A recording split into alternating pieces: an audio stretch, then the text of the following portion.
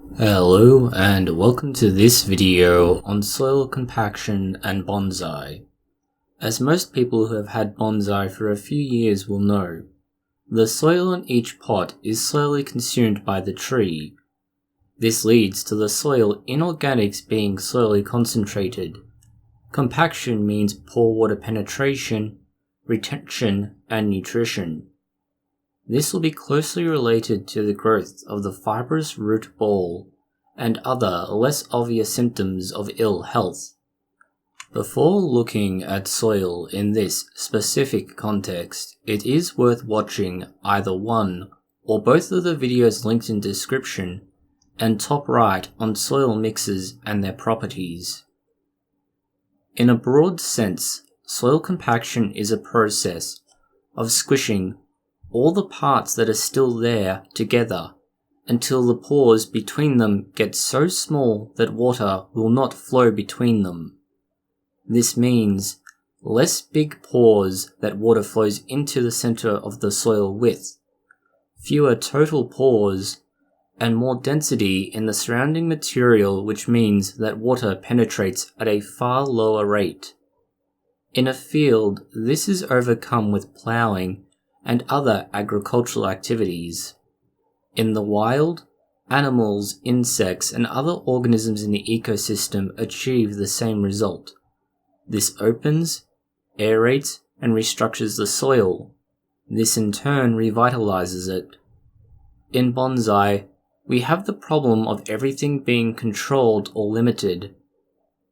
One of the last things you want is birds or bugs digging into your bonsai pots and damaging your trees. This also removes the main mechanism of natural soil restructuring. We also want to avoid repotting the tree without necessity. This removes the primary method used in agriculture. It is why bonsai soil is unique in many respects. It tries to mitigate, delay, and reduce the effects of soil degradation. A well-structured, inorganic soil allows fast drainage of excess water and allows fresh air to continually enter the soil. A compacted organic soil will lack this structure over time. No structure means no aeration and no drainage. This leads to the tree effectively being drowned. Where drowning does not occur, you develop root rot and other water-related complications. This is the big problem with organic soils.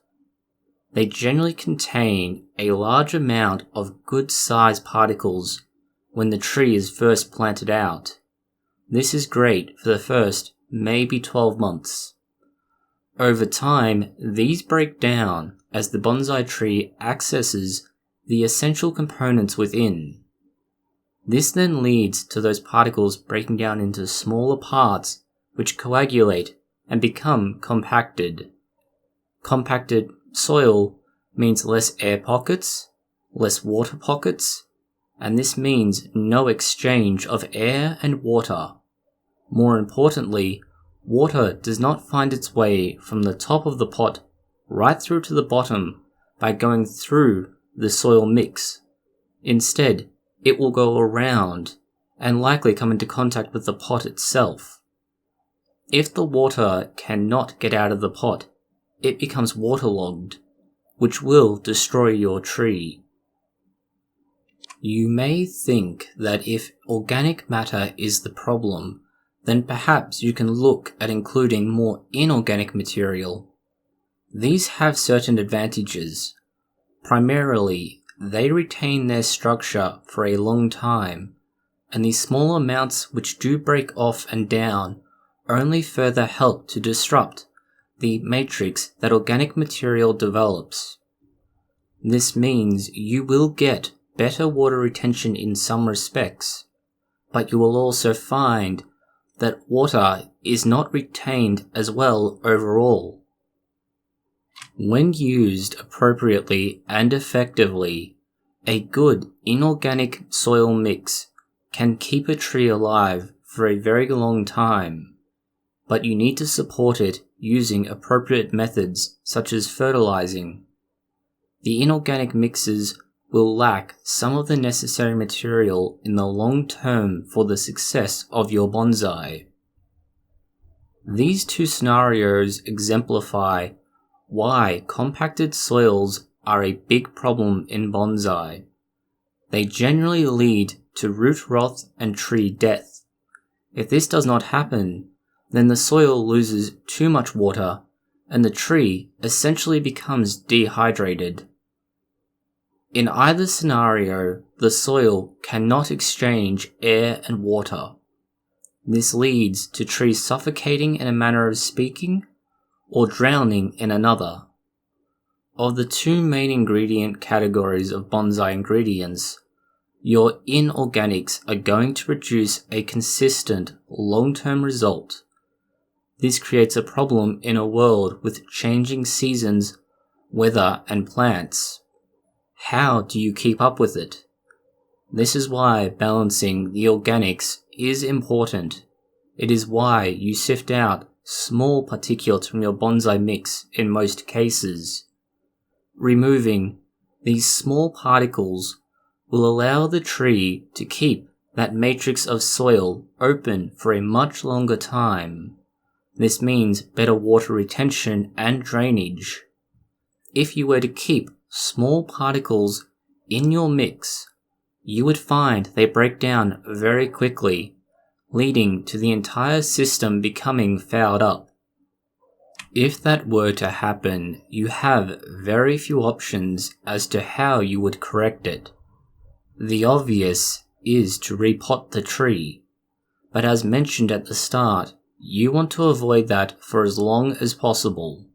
This ensures your tree remains healthy, unharmed, and reduces the risk of death from repotting. This is an important lesson with trees, as some can deal with more or less organic and inorganic ratios. These soil mixes need to be adjusted for each species. If your tree can support more inorganic material, you should be using it. You'll be grateful later when you have to reduce repotting frequency and adverse events from that.